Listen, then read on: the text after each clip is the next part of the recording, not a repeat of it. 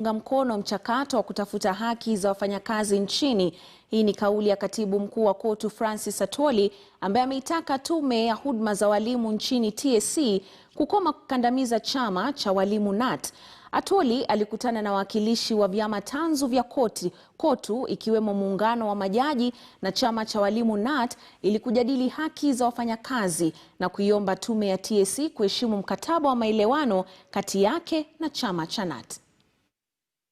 Let government agencies, including government ministries, respect these unions and honor their obligation to remit their union dues and agency fees as reflected in our statutes and as per the requirement of the law to these unions. All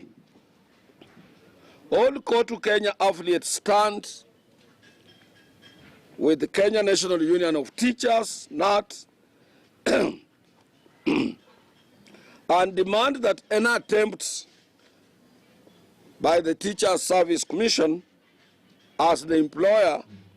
to revoke its recognition agreement or the recognition agreement between TSC and KNUT shall is mandatory, shall be met with full force, more than any equal that they might have from workers of this country under their leadership, that is Central Organization of Trade Unions.